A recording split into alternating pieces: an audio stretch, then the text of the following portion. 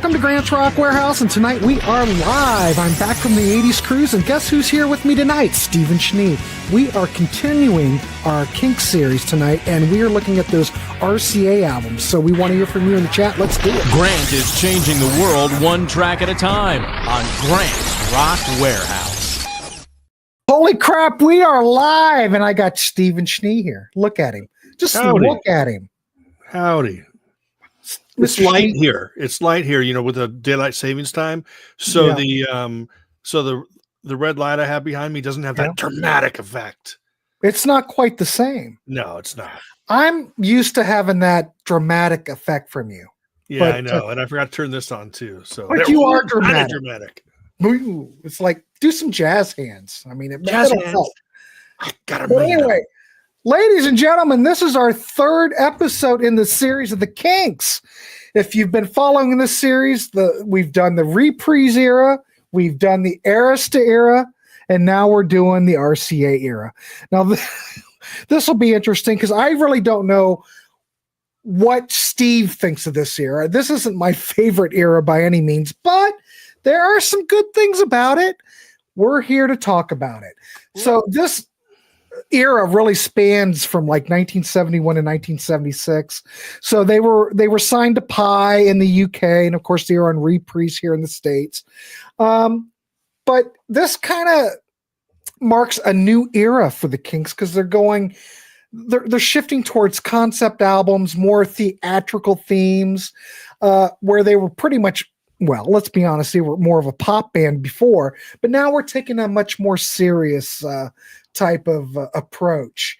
So the first album, Muswell Hillbillies, came out in 1971. Then Everybody's in Showbiz, which is a mix of studio tracks and live tracks, kind of an odd thing, but hey, whatever. It was the early 70s.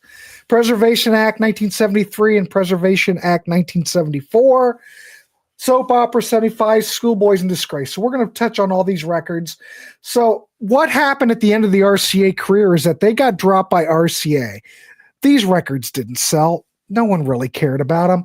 They got signed to, after this, Arista, and Clive Davis said, boys, love to sign you, but no more of this concept stuff. We just want straight rock and roll. We want what the Kinks were all about back in the day. So they did that.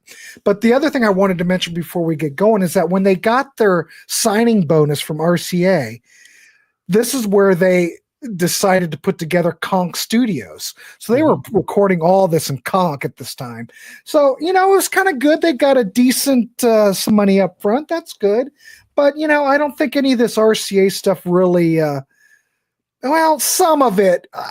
At the time, I don't think the reviews really looked at this stuff very favorably, but I think some of these records, ended up aging rather well. Anyway, Stephen Schnee is here, like always. And I haven't seen Mr. Schnee for a while. We haven't done anything. We took a little break. Not really, but... No, you dumped me for BM Bolt and Davy Cretin and whoever else you can get. Yeah, I can barely get anybody. Yeah, I know, and I'm like I'm always the well, if they can't do it, I guess I could always get Schnee. But tomorrow, Schnee, what are we do? We're doing something pretty cool tomorrow, though. Yeah, we are going to be talking about Naked Eyes. Yes, sir. Big fans. Big fan. Let me talk about this period of the Kinks. It is my least favorite period of the Kinks, yet it is their most interesting period because I believe this period, Ray Davies was not thinking about a hit single. He was thinking about albums, how albums were going to work. He was not thinking of the Kinks' legacy. He was making these records in hopes that it would be like one big musical statement. And I think that even though they're going to try to release singles and things like Celluloid Heroes got played on the radio and things like that, I just don't think that he was thinking singles. And probably my favorite album of this period, we'll get to it, might surprise people. but beginning with Muswell Hillbillies, that's not my most. I think. See, the Kinks, they didn't put out any bad albums at all. Period. At all. Unless it's a live album. You know me and live albums. No, But these not your are favorite. the most interesting, I think. They were put together in a whole different way than the other things. The thing that I love about Kinks records is you can tell, with the harmony vocals. I believe that's Dave with the higher harmony vocals. Yep. That is throughout their career. So even if musically you're not getting the crunchy chords, you're getting those harmonies that were always, it's not perfect Lennon and McCartney things, but it is unique. It is unique to the Kinks. Mm-hmm. That harmony, just like Difford and Tilbrook, how that's not standard harmony vocals, Glenn Tilbrook and Chris Difford. I look at Ray and Dave the same way here. Yeah. Well, yeah, but I will say that, Steve, is that when you hear that blend of Ray and Dave together, no doubt it's like a trademark vocal sound. Yeah. See, and I think that was just as important to the Kinks sound as those crunchy guitars were in on all the the reprise stuff or the pie stuff. Mm-hmm. So anyway, well, we've got 42 people. I do want to mention to everybody, thanks for tuning in tonight. It's been a busy night. We had a contrarian show where we were talking packaging, but we're here and we're ready to talk the Kinks. So what's your whole thoughts on Muswell Hillbillies, 1971? Now, I want to say that this album now has aged rather well, and a lot in the Kinks fan base. A lot of people think this is like one of their greatest, best records. What's your thoughts? I did not hear any of the RCA stuff when it was coming out, apart from maybe, like I said before, Celluloid Heroes. I remember, getting into the Kinks with, whole Misfit, Sleepwalker, low budget era. Mm-hmm. And then going back and, because I was familiar with the 60s stuff. So my brother and I, my brother Mike and I wanted to, we got into the Kinks. So we wanted to experience this stuff. And it was different. So when you're, 15 years old, I think, when I got into this stuff. Mm-hmm.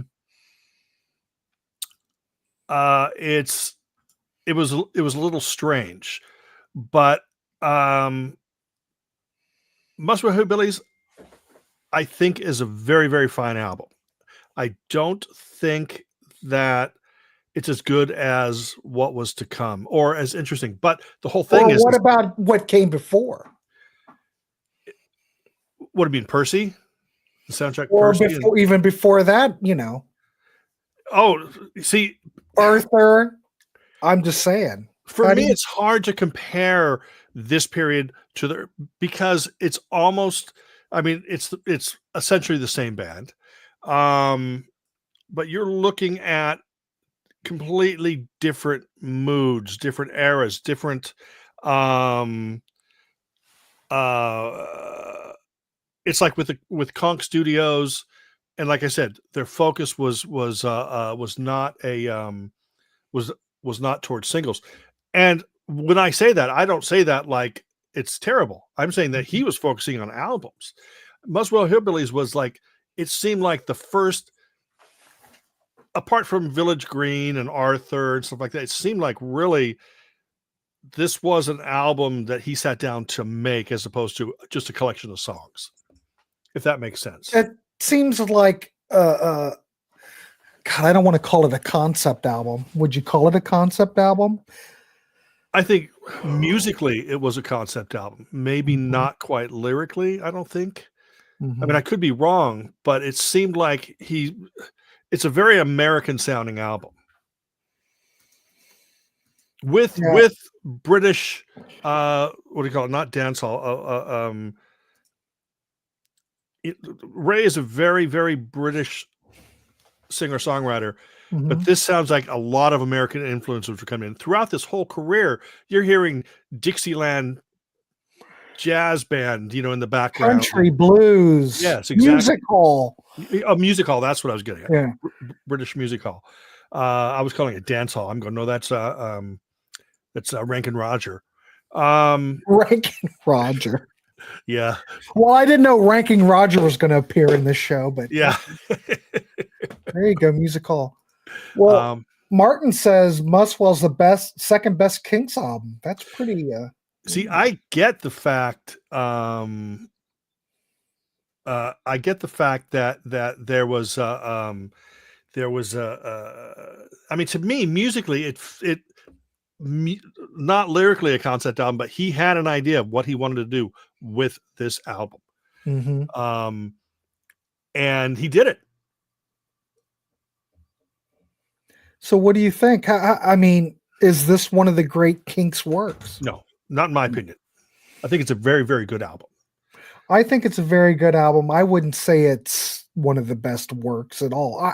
I'm not a big fan of the whole RCA period. It's okay, but if I'm gonna be honest, and I'm looking at the RCA period, this is my favorite of the lot. Oh, it is. Okay. Yeah, so it's fine. I mean, well, it's kind of all over the place, but as a conceptual work, I get what Ray's trying to do.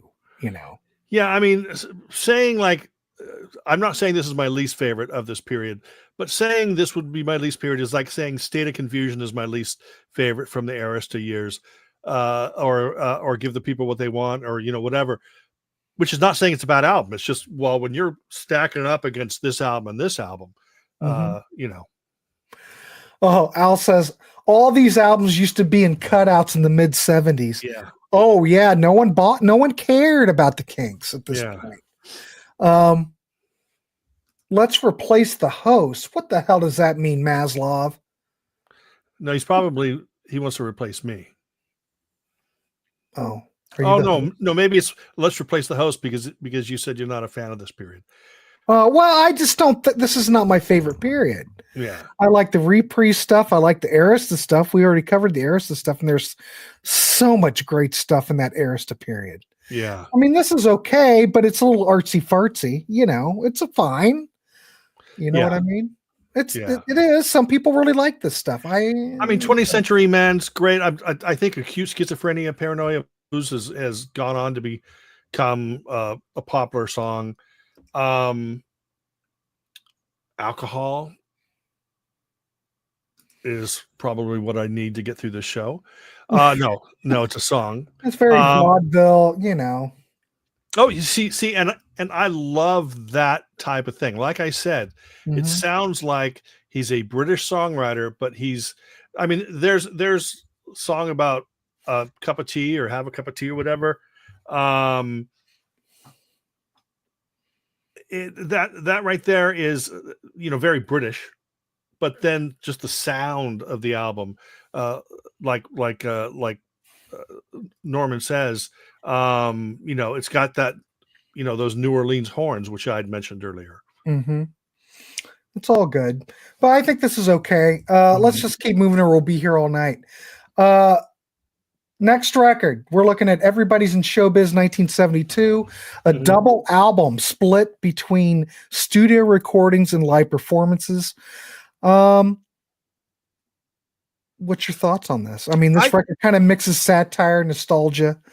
What's your whole thoughts on this, Schnee? I think this album is better than Muswell Hillbillies. I think it's a little more, in my opinion, a little more varied. A little harder hitting, but it's still fun.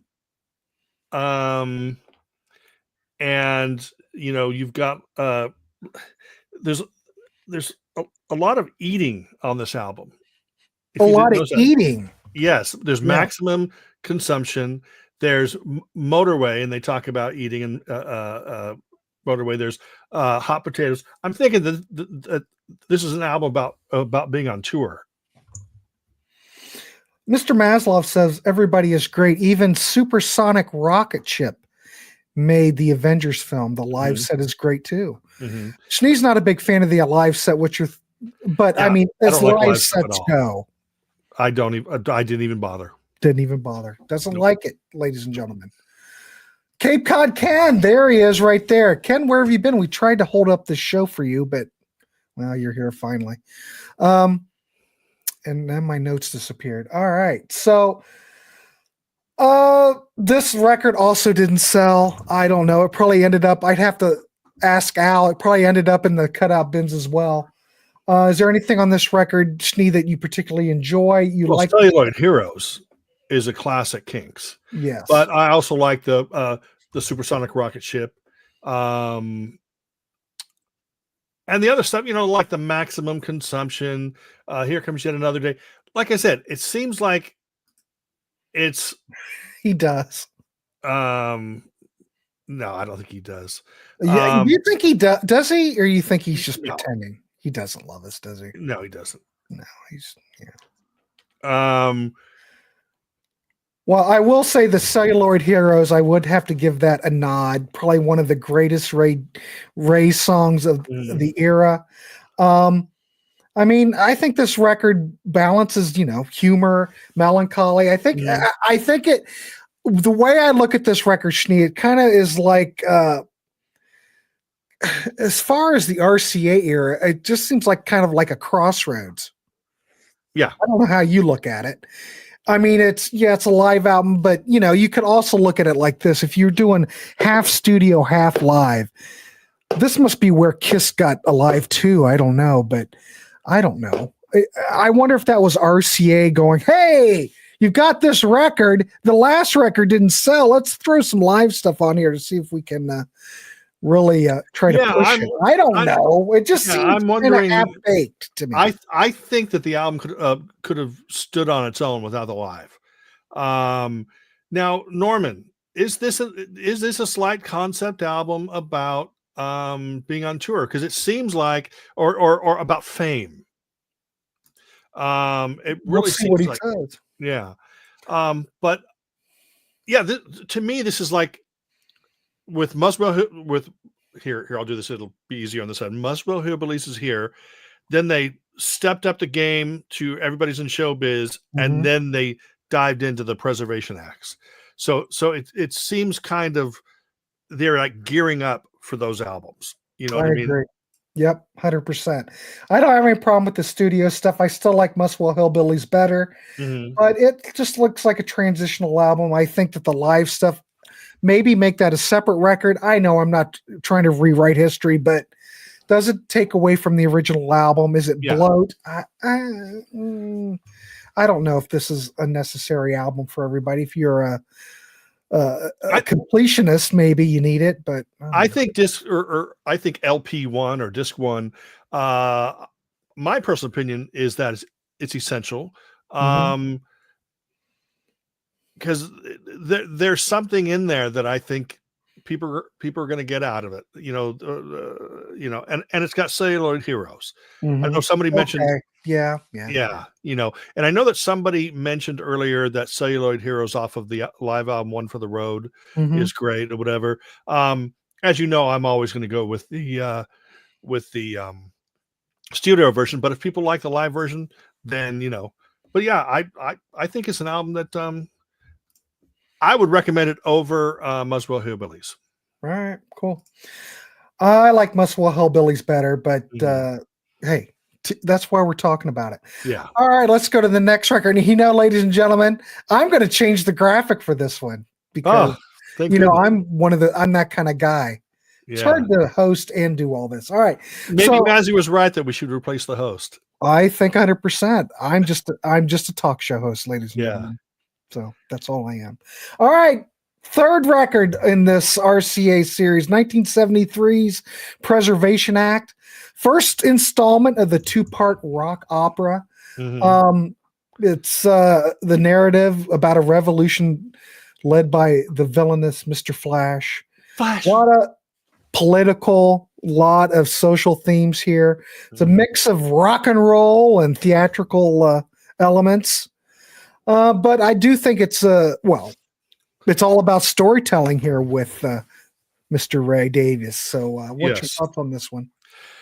I like it. I prefer Everybody's in Showbiz, but I think that this and the next one sort of veer toward they have a progressive element to them. Mm-hmm. They're expanding and they're widening their musical aim. Muswell Hillbillies was yeehaw, let's do this. Everybody in Showbiz was, hey, let's do this. And now Preservation Act, because it's a concept album, they're not letting anything limit them. So they're going to be hitting everything that they can musically in order to get the message or the ideas across. Mm-hmm. And I'm not sure which one that I prefer, this or the next one. I will say that interesting, when it opens with that that morning song that sounds like a little gospel hymn or gospel hum. But I think that very, very strong album. Well, Louder Than Life says those Preservation albums are just awkward, more filler on these than not. It could have been one album. I think it could have been trimmed down to one. It's an awful. Okay, let's be honest. I can listen to this, but it's not. I can't sit through the whole thing in one setting.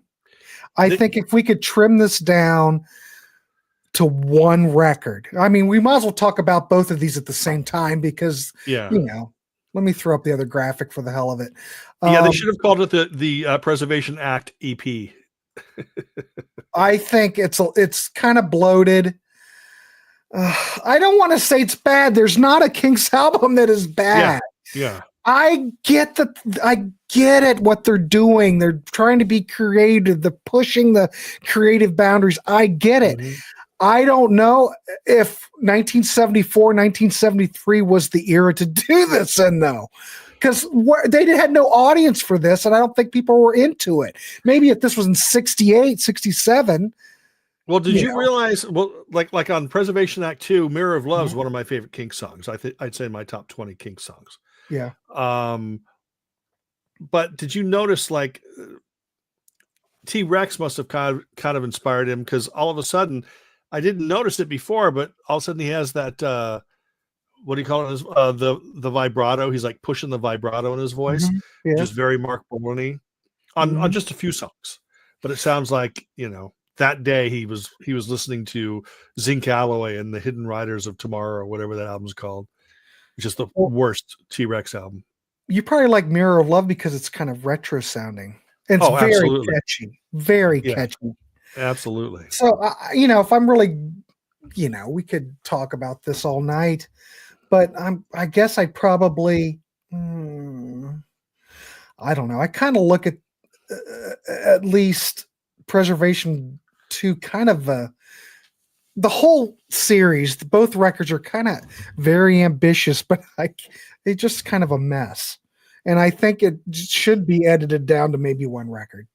Well, I noticed, like, on the second one, how they had all those announcements on. I mean, it's not all of them, but there's like 3 or 4 or whatever. There's a lot, but whatever. Well, how come they didn't? How come? Well, no, I guess there's 5 or 6, I guess maybe. But how come they didn't have them on the first album? So I think that's filler. I think they go like, hey, we got we got a new album. They go, you know what? Nobody could follow the first album, Ray. Come on, you got to put something on there that maybe helps to raise, the tension a little bit. I think they took these bloated productions on the road, complete with actors, props, and everything. It's kind of like their version of Kilroy was here. Can I say that? Joe Arigato, Mr. Davis. Exactly. Yeah, it's hard for me to sit through. Oh, look, DC's bringing up Dick Smallwood. Oh, good God. There were I'm just going to ask everybody in the chat. We're trying to keep this interactive. What's your thoughts on these Preservation albums? I'm not really that into it at all. So when I was listening to Mirror Love, I was thinking of DC. I thought, if anything, DC's going to like this. But it's kind of vaudeville. There's exactly. Vaudeville stuff. He likes that stuff. Yeah. DC'd get out of his rocking chair, and you know what I'm saying. Exactly. Preservation 1 and 2, give the people what Ray wants. Ooh, Mark Boyd.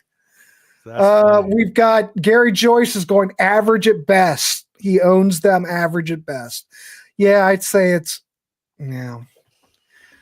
average. It's okay. I admire it, but help me to like them. English Music Hall. English Music Hall, but tackling something like these were.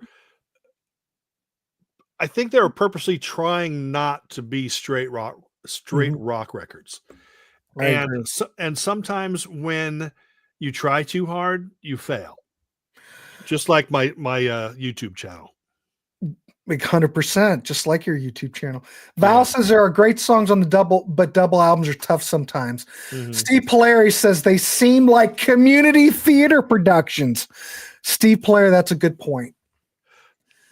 Christian doesn't know this stuff, but he's trying to learn. Well, you know, Christian, I'm not sure if this is the stuff you want to start out with. I mean, is there?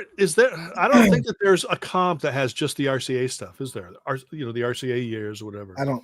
Well, there's a box set that came out on CD, but right. No, but I mean, if somebody wants to get into this era of the Kinks or give it a try, I don't think that there's a comp that just covers the RCA stuff. No, I don't think so. You know, and it's funny because if you get any Kinks box set that's like a career spanning thing or like a 2 CD set, it's got like 30 songs from the Pie reprise years, 20 songs from the RCA Years, and 2 songs from the RCA Years. Yeah. Around the Dial's a genius song. Well, there are some great songs on here. But no. Around the Dial is the RCA Years. Yeah. Listening around the dial. Let's see. Celluloid Heroes. The Kinks' greatest. Okay. Celluloid Heroes. Evidently the Kinks' greatest RCA stuff. So okay. Thank you, Bryn. Low budget and give the people right. See, everybody likes the Arista stuff better. Again, it's not that you don't like a certain band. It's more like there was so much better happening at the time. That might be a good point from Ken White, because think about other things that were going on here. I don't think the Kinks in 1974, well, think about it. They're doing this kind of stuff. Who really cared about that at the time? Well, sometimes I think to myself, I mean, I don't sit there and like lay in bed and do this and think or whatever, but sometimes I think, did they record these albums because they weren't as popular, so they were able to stretch out a little bit more musically and try different things? Or were they not that popular because they stretched out and tried different things? I think it was probably the latter. Yeah, probably. It just didn't fit in with the time. Starman says the LP and several CD versions all have slightly different running orders and mixes, but generally the same assortment of songs, a pretty good roundup. All right. Well, if Starman likes it, I'm good. I mean, let's just end the show now. Okay. Martin Bench says, I have them all, but I am old. Well, okay. That describes me. But maybe they should have taken drugs. Maybe they would have. Anyway, so there you go. We're not too big of fans on the preservation stuff. It's okay. But I think the oldest person here might actually be Norman, but I think that he's out eating. Yeah, I think he's taking a nap. He's probably taking his nap or his Geritol, one of the two. No. All right, let's move on to Soap Opera 1975. Concept album about a rock star. See, Ray is not done yet. Let's put up the graphic first, Grant. Jesus. God, what kind of show am I running? There you go. Late one. Oh, Jesus. Well, you know how it is in the world. If you have to settle with me up here, it's a lame episode. No, it's not. You're the best part of the show. All right, so Soap Opera is another concept album. We are not done with concept albums. So it's a concept album about a rock star maker who trades his life for an ordinary man, and the guy's name is Norman. I'm just gonna leave it there. Yeah, wouldn't it be weird if his name was Mazzy? Now, first off, Grant. Yes, sir. Before you continue, have you seen Star Maker? Have I seen it? Yes. The movie? Well, the BBC presentation. No. You can watch it on YouTube. Okay. And it's actually this album. but it's live. The Kinks are on stage and Ray's acting, everything. Talk about community theater, but I find it fascinating. Okay, so you And like it. Yeah, I enjoyed it.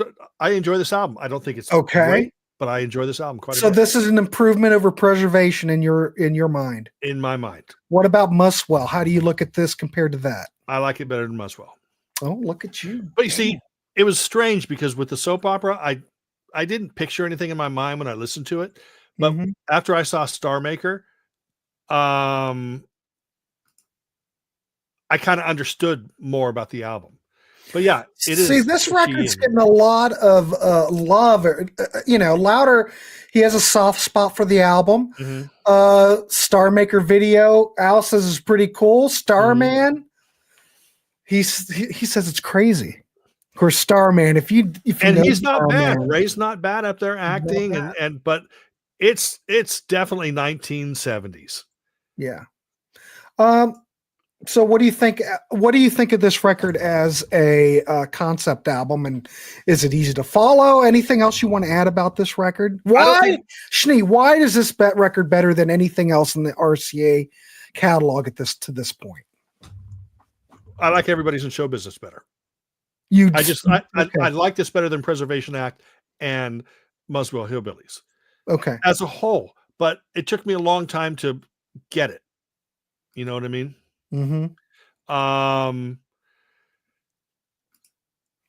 And what it boils down to is it's very interesting, but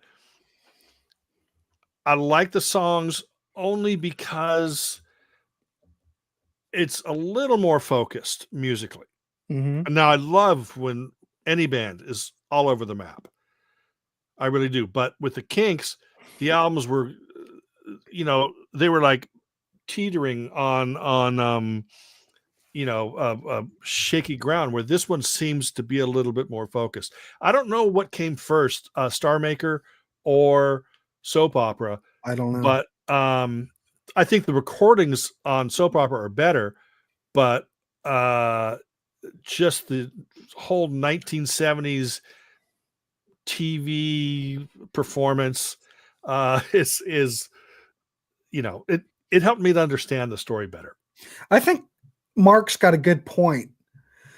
It seems like this period was imbalanced. Too Ray heavy. We needed more Dave. 100%. Because I think part of the allure with the Kinks, one of the things that makes them so great, for one, is that vocal balance between Ray and Dave. Yeah. But you get a good balance of Ray and Dave. And I think with these records, it's really the Ray show, and Dave's kind of backing him up. I agree, Mark. I think we need more Dave on these records. Yeah. Doesn't mean that these records are bad. I'm just saying. But I think that's a good point. I mean, I would never, we've got who do I know? Kathy. I saw Kathy was here a little while ago. Yeah. Never heard of her. If she or DC or anybody that I know and interact with, if they came to me and they said, I want to get into the RCA period, it'd be difficult to find an album to wholly recommend. I would have to go with Muswell, me personally. Yeah. Because it's not that far out from what they did before. Yeah. They kept getting further and further out to a certain degree. But, how do I look at this record? It took me forever to get into the RCA Years, by the way, because I was so in love with the Arista. So I was in the midst of the Arista while trying to get into the RCA, because you could find all these albums in the cutout bins. Yeah. See, back in the day, I'd see albums in the cutout bins. And as a younger kid, I'd look at that and I'd go, that can't be a good sign. Good records wouldn't end up in the cutout bins, Oh, no. Well, see, but that's a misconception. Totally. That was on me. Yeah. There's a lot of great records that people didn't understand or get, and they ended up in the cutout bins. In my life, the same thing went for when I was first getting into new wave punk, power pop in 1978. I would be buying stuff on major labels. right? So Sony, Warner Brothers, Polydor, or whatever. And I wouldn't buy anything on indie labels because, to me, in my mind, indie labels were basically the label where that guy at the swap meet, where he'd have a guitar and he'd be playing his guitar, playing the drums with his feet, and selling his record.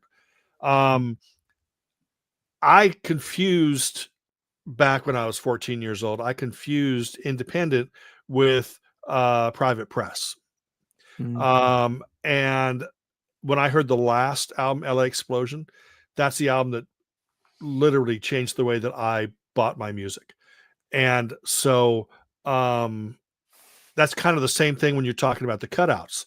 It's when you're young, you're going like, oh, well, this is now selling for $2.99. It can't be that good because good albums are $5.99. Right. But then you realize, oh crap, all the best albums are in the cutout bins. But you got everybody probably in this chat. You all remember when Queen Jazz, you'd go through I would go through the cutout. We're on a tangent, but whatever. I don't give a shit. You'd go through the bins at Musicland and oh my God, Queen Jazz. And I got it like for Christmas before it even ended up in the cutout bins. Yeah. But it's a great record, but I always surprised, like, my God, why are there so many Queen Jazz? And of course, Hot Space ended up in the cutout bins. Of course. But that deserved it. That deserved it. But Jazz is probably, remember, whenever I say something is my favorite album, I'm not saying it's the best, but Jazz is my favorite Queen album for personal reasons. Well, I love Jazz. Yeah. Well, I did tell Jazz that. hands. I did tell that story when I was like 5 years old at Bargain City in Marion, going through the bins, and there were literally this many Big Star. I think it was the second album. Really? Cutouts. Yeah. 50 cents a piece. Yeah. And had I known, well, shit, how would I know? Yeah. I just remember seeing them. They had this many of them, whatever that is.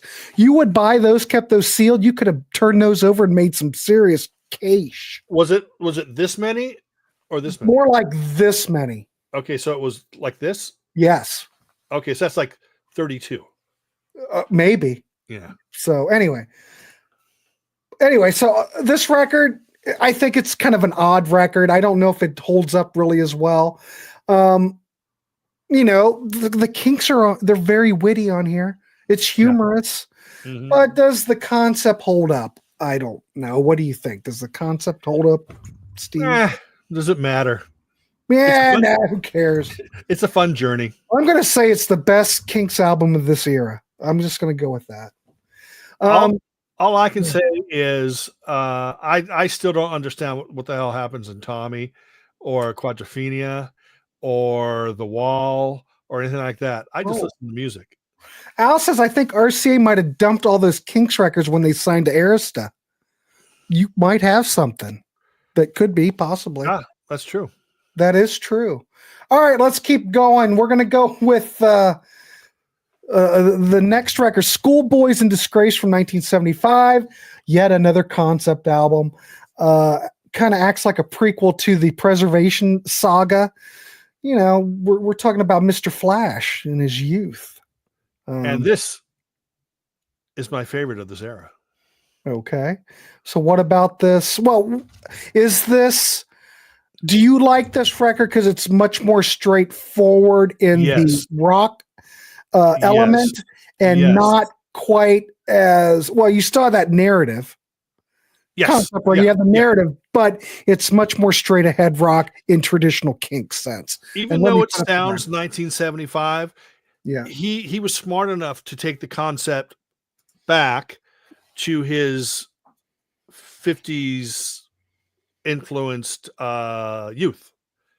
So you're looking at music that is, instead of looking ahead, it's looking behind, and he's actually creating this music out of instead of just telling the story of a younger person, he's actually creating the music and making the music from that era. And also the Knack covered The Hard Way, whereas when I first heard the Knack do that, it's like I'm going, I know this song, I know this song. You know, I know it was a Kinks song, but I kept thinking, God, what was on? Was it on kind of Kinks? Was it on this? Whatever. It's like, no, the Knack did a cover version of a song from Schoolboys and Disgrace. Well, we all know The Hard Way's a great song. Yeah. Come on. God dang, that's a great song. Yeah. So I'm kind of with you. I think that this record's more of a return to form. Yeah. I would probably go to say that this is probably a bit more cohesive as the concept records go. It's almost like, because I don't think Muswell's really it kind of is, but it's a loose concept. But I think as the Kinks kept going and Ray honed his skills, so to speak, I think he probably sharpened his focus. Let's say that. Sharpened his focus. This is probably more well thought out. And I do like the aspect with what you like. It's much more rock based. You still have the narrative. I mean, you still have humor. It's got heart.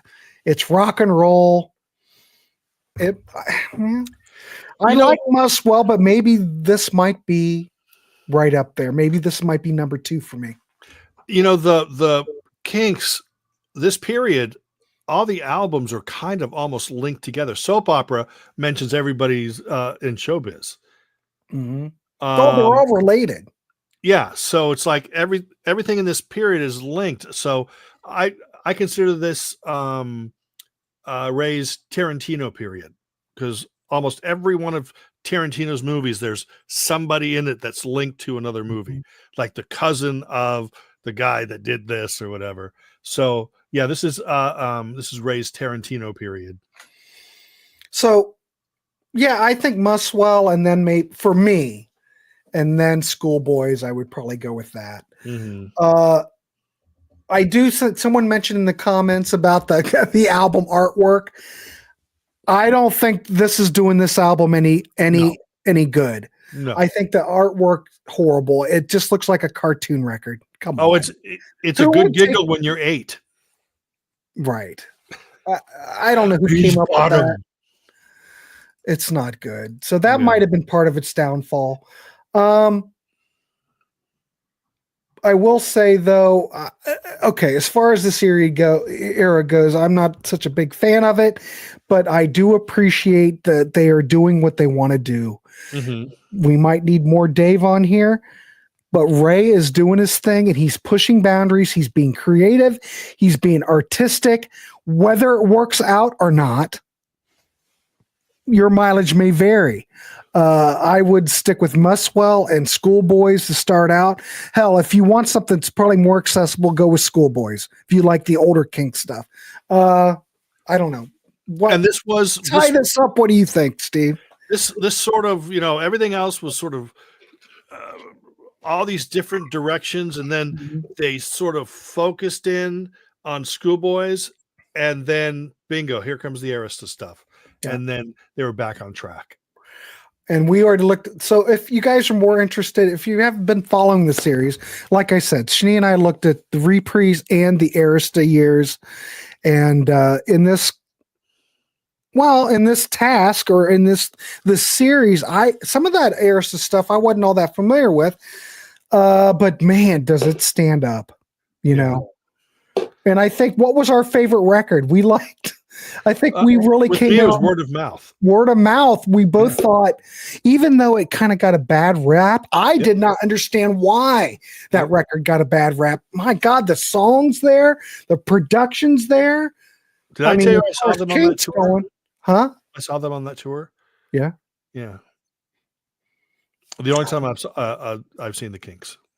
So anyway, there you go. That's, the RCA stuff is okay, but if you're new to the Kinks, I don't think I would start here. It's kind of a curiosity. If you're a completist, well, you obviously need it.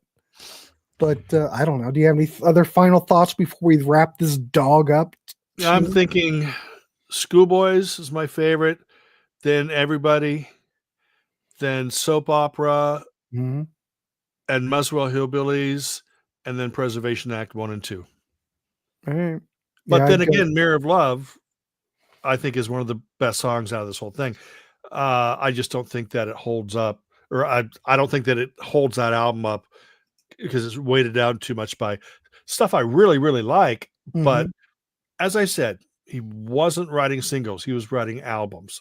And I love that. I do. I honestly love that. But that's why the Kinks weren't having hits, is because he was not focusing on singles. He was focusing on community theater. Yeah. Well, it's fine. I mean, I don't have a problem with it. Yeah. Louder Than Life says, I like the RCA period more than the Arista period, but the reprise stuff is sacred to me. And I think probably a lot of people think that. Yeah. But obviously the reprise stuff is what I really like, and then the Arista stuff. And then with me, it's Arista. I grew up Right. listening to or hearing bits and pieces of the Pie reprise years, but it was really the Arista years that I totally dived in. Yep, 100%. All right, everybody, we can wrap this up. You can do with this information what you want, but there's no bad Kinks. Yeah, there's Just not. different. So I do want to thank everybody in the chat for coming in and chiming in. We couldn't do it without you. It means a lot to us. If you haven't subscribed to the Warehouse or Schnee's channel, the CD Junkie, please do that, because we're trying to change the world one track at a time, right, Steve? Yes, and I'm actually going to be making a video in just a little while focusing on vinyl. I have 4 vinyl things. Way. Yes, way. Is that possible? That's very possible. All right. Well, can you give us a little bit of what can we expect? A little bit of a tease? Yeah. This comes out in May. And this comes out the end of March. And I'll be talking about those two and a couple other albums. And I'm not talking about the quality of the albums, because all I can tell you is they're not good albums, but if you're a completist, yes. And I do believe this is the first time Justice has ever been released on vinyl. As far as I know, there was only a CD released on Rhino back in the day. There's 2 different versions. There's a violet version, which I do not own, but I have the coral version. Ooh. And the Poulet, let me show you what the Poulet looks like. You know what? I'm surprised. I mean, Rhino owns all the rights to all that stuff. Why are they licensing? Why don't Rhino put this stuff out instead of Friday Music? I'm just throwing this out. Oh, that's nice. Yeah, it's like bubblegum swirl. Yeah, that's cool. Yeah. But I'm just curious why Rhino doesn't deal with this. They'd rather license it out. More money in that? Sure. I'm not sure. I don't know. But I will tell you, and I'm going to mention this in my video, but I'm going to make an exclusive to you.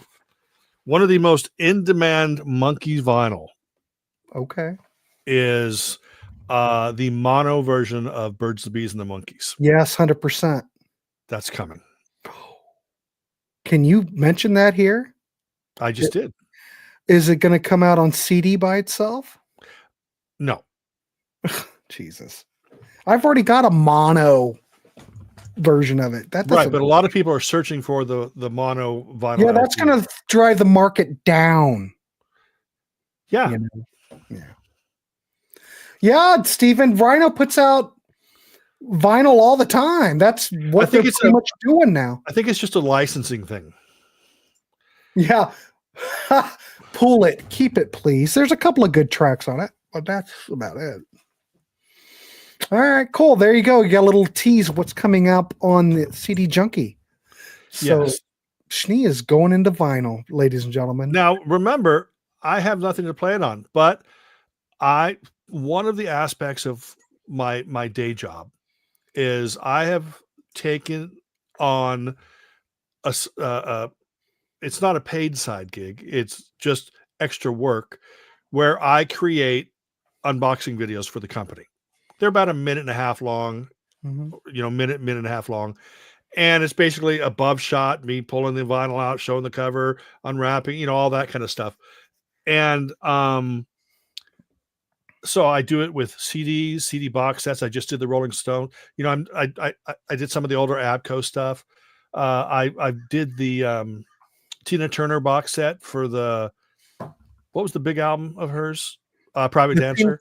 Private Dancer. Like 5 CD and a DVD or whatever. And that doesn't come out till March, and I've already got that. And so I did that. I think Friday Music Al already put out the Monkees Present on vinyl already. Let's put it this way. To my knowledge, now with the Monkees Present, I think the next one is going to be after Justice and Pull It. I think the next one after that is going to be the Greatest Hits. Okay. But it's going to be colored variants. Right. And when I'm talking about the Greatest Hits, I think it might be the 1976 album. So the Arista one with the orange cover, kind of might be that. I cannot, but hopefully maybe it's that original one from the 60s. And then DC. He's probably going to do variants on things that are already out, just like Pull It. Pull It, he originally put out in 2012. Now it's coming out again, 2 different colors. Justice is coming out with 2 different colors.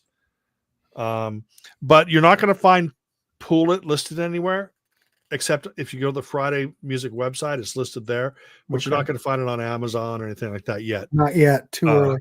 Yeah, too early. All right, cool. So that's what's going on in Schnee's world. We will be back tomorrow. We might as well do Naked Eyes live, Steve. Absolutely. We won't. Steve and I will be back tomorrow night. We will be looking at we're doing a career retrospective on Naked Eyes, much like the Kinks series, but we will be looking at Naked Eyes. So we will be doing, I think, at 8:00. We'll be back. It's been every night since I've been on this damn cruise. Every night this week, I've been live doing a live show. How bizarre. But we'll be back tomorrow. I want to thank Mr. Schnee for coming in. Hopefully we've turned you on to some Kinks. Go check out the other shows down below. Please leave a comment. Please share. Please like, subscribe. You know the whole thing. All right. We'll see you on the next one. We'll see you tomorrow night, everybody. Remember to check out my channel. I just put up videos about the Sugar Plastic, about Tears for Fears. Everybody loves a happy ending album. Great record. I did a Squeeze retrospective. I did just tons of stuff in the last week or two. That Tears for Fears CD, has that ever been reissued? As far as I know, it only came out back in the day on CD. I mean, you've revisited it. I haven't watched the video. Is there a reissue of that coming up? Or no? As far as you know, it's only been the one when it came back. Right. I mean, I have an import version that had 2 bonus tracks. Okay. But there's probably a Japanese version that has a different bonus track. But no, but it was all released around that time period. I don't think there's ever been any reissue of that. I don't think so either. All right, everybody, have a good rest of the week. Tomorrow is Thursday. We will see you back here. So everybody keep it clean. Mr. Schnee, I'll see you tomorrow. You got it. Good night, everybody. Thanks again. Thank you, everyone. All right, we'll see you.